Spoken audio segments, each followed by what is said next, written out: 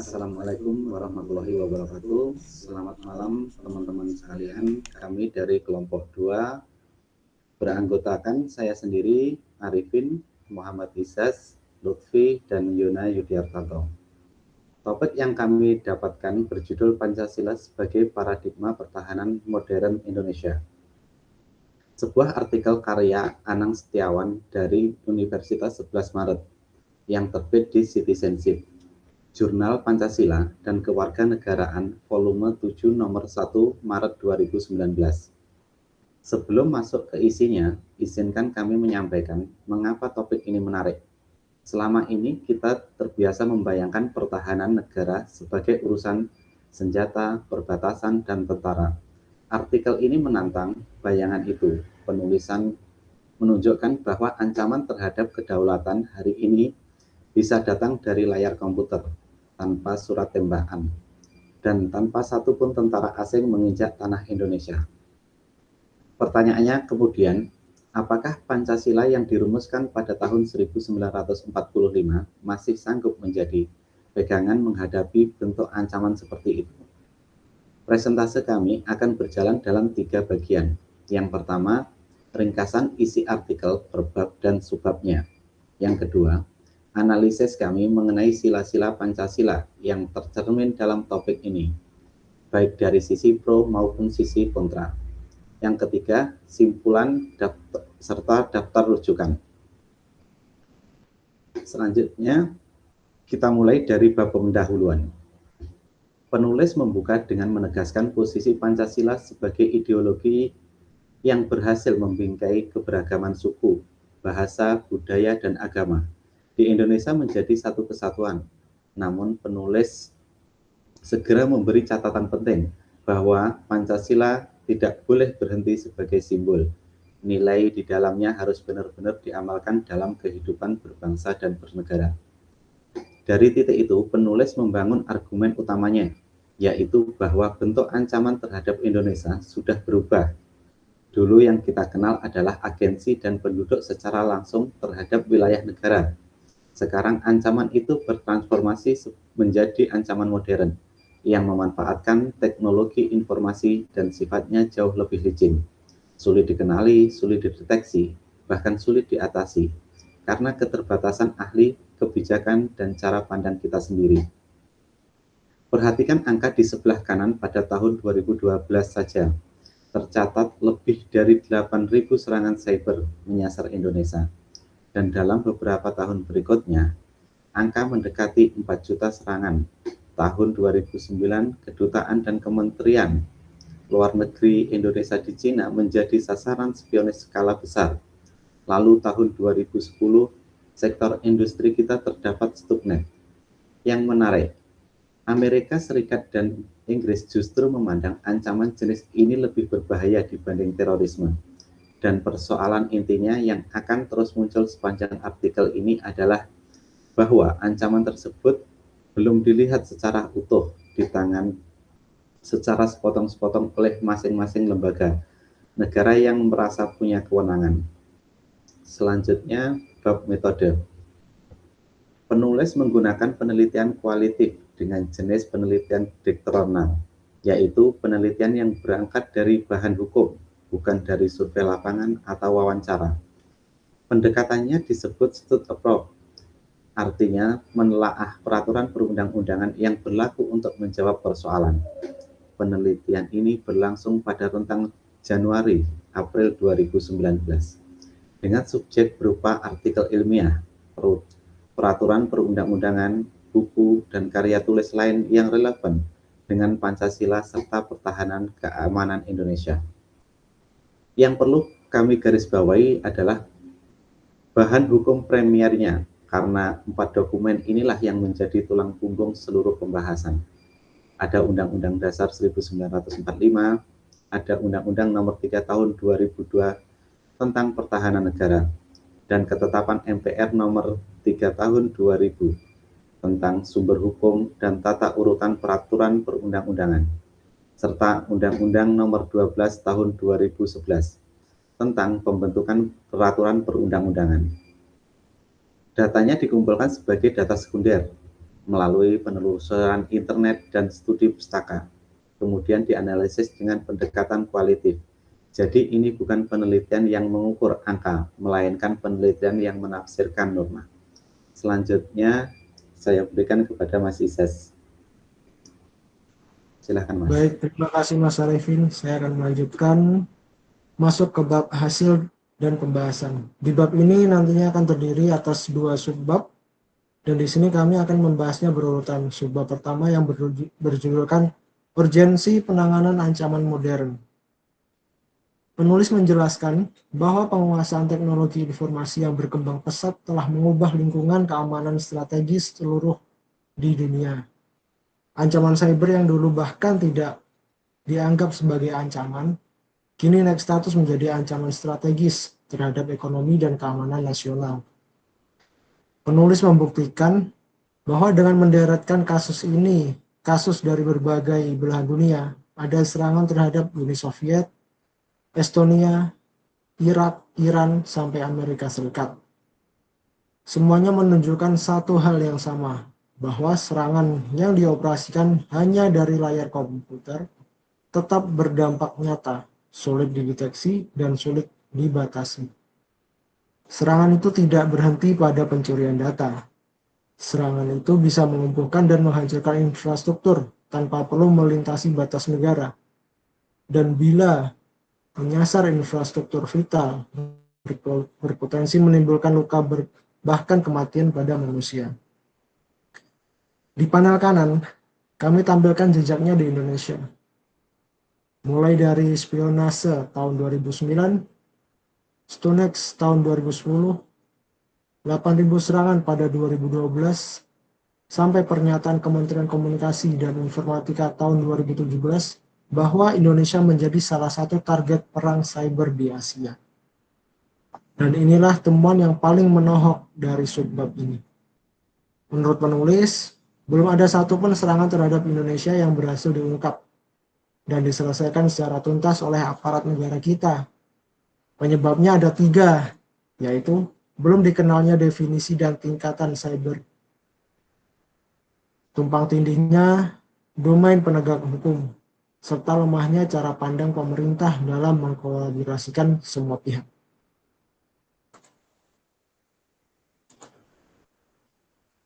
Untuk memberikan gambaran seberapa besar taruhannya, penulis menyajikan data kerugian ekonomi. Grafik di sebelah kiri menunjukkan total biaya cybercrime di 7 negara, membandingkan tahun anggaran 2016 dengan 2017. Pada contohnya, Amerika Serikat berada di posisi tertinggi, naik dari 17,36 juta dolar menjadi 21,22 juta dolar. Jerman naik cukup tajam dari 7,84 menjadi 11,15 juta dolar.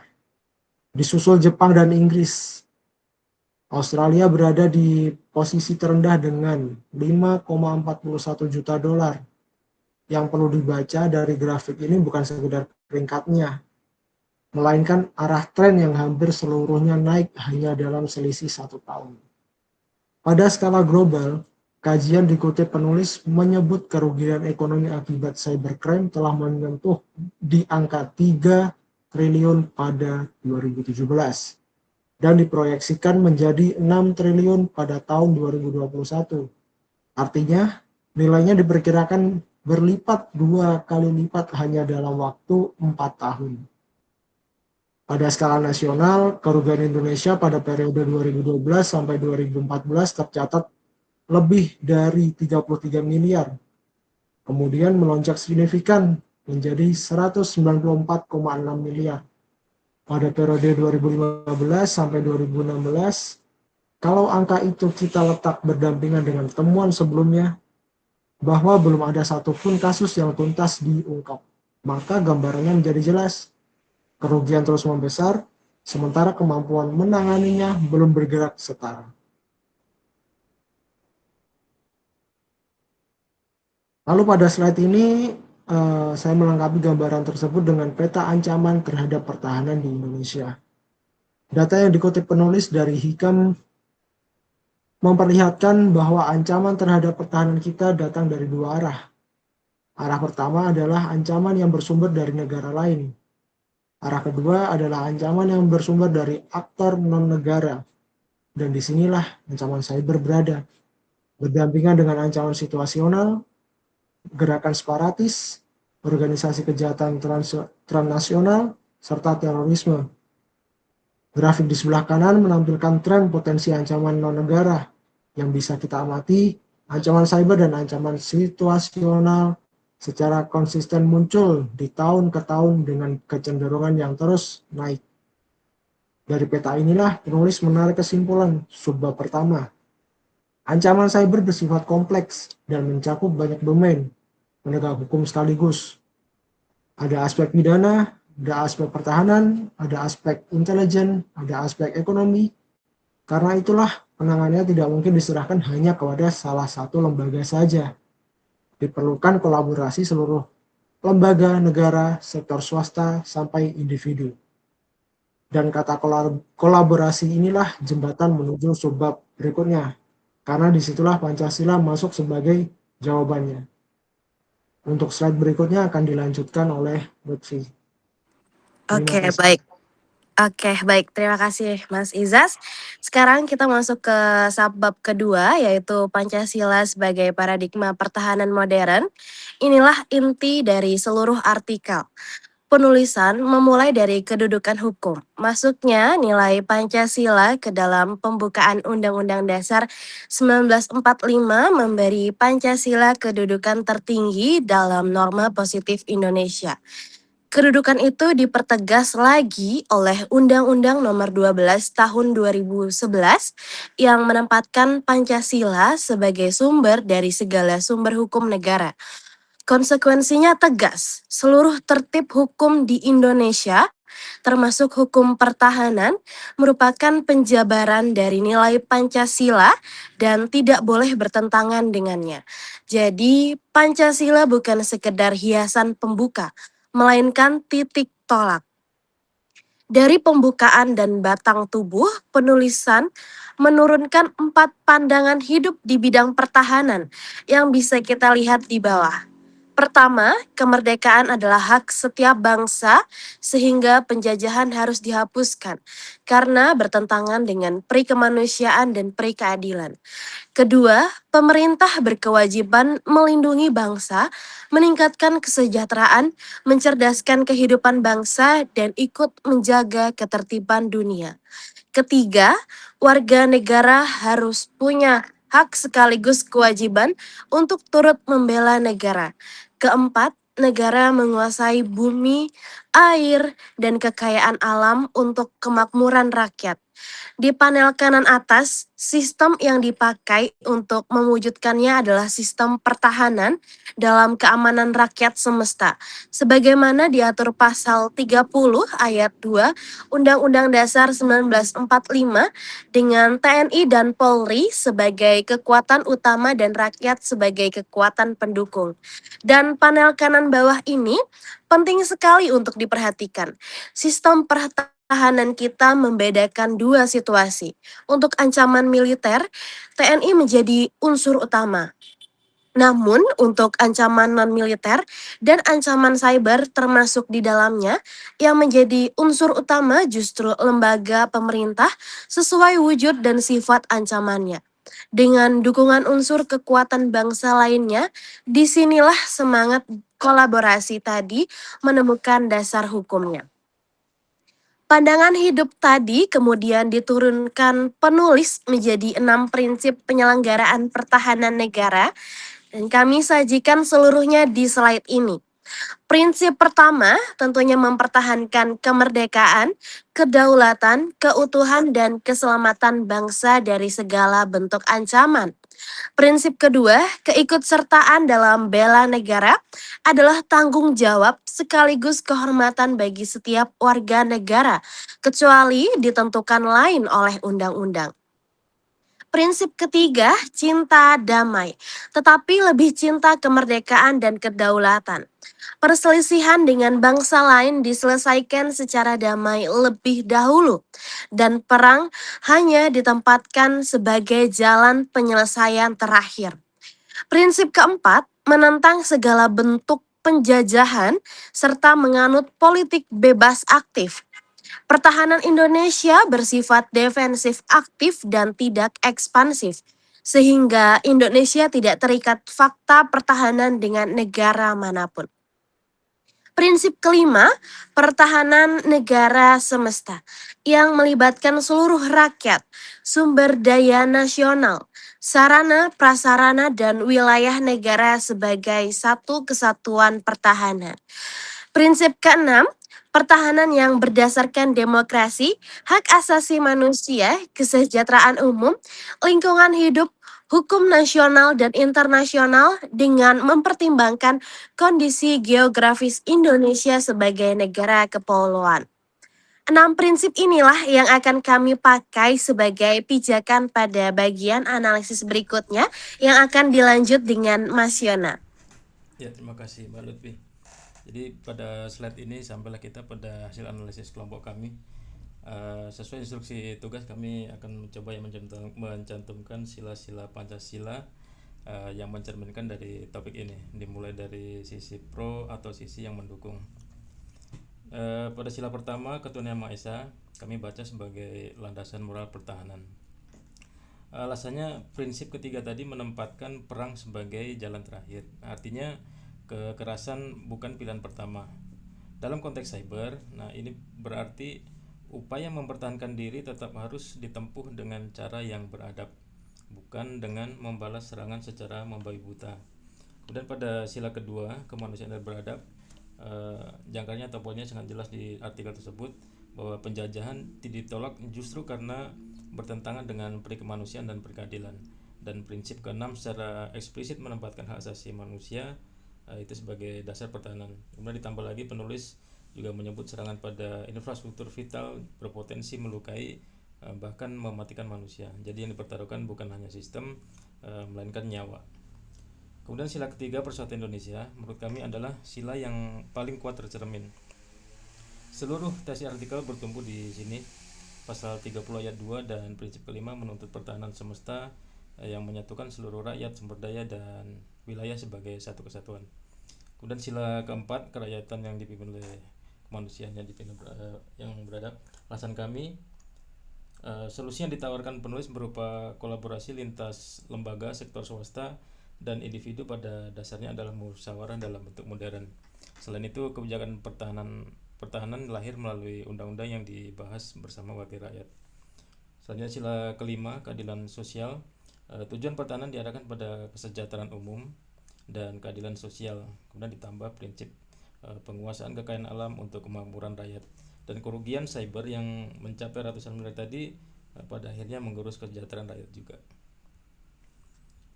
Nah, kemudian jika kami analisis secara kontra dari sisi kontranya, pada sila pertama ruang cyber justru menjadi lahan subur penyebaran hoax dan ujaran kebencian berbasis suku dan agama yang menggerus kerukunan yang selama ini dijaga. Sifatnya yang anonim dan tanpa tatap muka itu justru membuat nilai ketuhanan sulit bekerja sebagai kendali perilaku karena tidak ada rasa malu sosial yang mengikat. Kemudian pada sila kedua ada tegangan yang nyata. Penguatan kapasitas pertahanan cyber membuka peluang pengawasan yang berlebihan terhadap warga. Nah, kepentingan keamanan negara di satu sisi berhadapan dengan hak privasi warga, di sisi lain terlebih ketika kolaborasi melibatkan sektor swasta yang memegang data pribadi kita. Kemudian pada sila ketiga, kenyataan di lapangan masih berjarak dari nilainya. Penulis sendiri memaparkan adanya penanganan yang parsial, ego sektoral antar lembaga dan tumpang tindih kewenangan. Persatuan sebagai nilai belum sepenuhnya menjadi praktek. Selanjutnya pada sila keempat, musyawarah dan koordinasi lintas lembaga cenderung berjalan lambat, sementara serangan cyber menuntut respon yang cepat dan ditangani oleh tenaga ahli. Ada persoalan ritme yang terjadi di sini. Kemudian pada sila kelima, kesenjangan digital membuat pelindungan tidak terdistribusi merata. Warga masyarakat dengan literasi dan infrastruktur digital yang rendah justru paling rentan menjadi korban, tetapi yang paling kecil aksesnya terhadap perlindungannya. Jadi kami menyampaikan di sini bukan untuk melemahkan Pancasila, melainkan untuk menunjukkan bahwa nilai yang baik tetap memerlukan kesungguhan agar benar-benar terwujud. Nah, kemudian di sini kami masuk ke kesimpulan dan saran. Di simpulan penulis ada 3. Pertama, nilai Pancasila masih perlu dipegang teguh dan diwujudkan dalam segala aspek kehidupan bangsa Indonesia. Kemudian yang kedua, Pancasila merupakan paradigma pertahanan yang telah teruji dalam sejarah panjang perjuangan bangsa menghadapi ancaman dari dalam maupun dari luar negeri. Kemudian yang ketiga, sebagai paradigma pertahanan, Pancasila tetap sangat relevan digunakan untuk menghadapi berbagai bentuk ancaman, baik ancaman konvensional maupun ancaman modern seperti yang kita hadapi saat ini. Sedangkan sarannya juga ada 3. Pertama, pemerintah harus segera menyadari bahayanya ancaman modern terhadap pertahanan, keamanan, dan kepentingan nasional Indonesia. Kemudian yang kedua, pemerintah perlu segera menyusun kebijakan yang mampu mengkolaborasikan kewenangan dan kemampuan semua unsur terkait, baik lembaga negara maupun sektor swasta, mengingat ancaman ini sangat kompleks dan mencakup banyak domain penegakan hukum. Ketiga, nilai Pancasila harus diwujudkan dalam bentuk upaya nyata memberdayakan seluruh unsur pertahanan dan keamanan negara. Jadi kalau boleh kami rangkum dalam satu kalimat, pesan artikel ini adalah bahwa senjata utama Indonesia menghadapi ancaman cyber bukanlah teknologi semata, melainkan kemampuan bekerja sama, dan kemampuan itu sesungguhnya sudah lama tertulis dalam Pancasila. Kemudian sebagai slide terakhir dari artikel tersebut ada daftar pustaka, sumber pustaka yang kami diskusikan kali ini. Sebagai bahan analisis kami adalah artikel Setiawan tahun 2019 yang terbit di Citizenship, Jurnal Pancasila dan Kewarganegaraan. Kemudian selain itu kami mencantumkan peraturan perundangan yang menjadi bahan hukum primer dalam artikel tersebut, yaitu Undang-Undang Dasar 45, kemudian Undang-Undang Nomor 3 tahun 2002, Undang-Undang Nomor 12 tahun 2011, serta Ketetapan MPR Nomor 3 tahun 2000. Dan di sebelah kanan juga tercantum rujukan pendukung yang dikutip di dalam artikel seperti Hikam, Lindsay, Morgan, dan Zetter. Demikian presentasi dari kelompok 2. Kurang lebih kami mohon maaf. Terima kasih.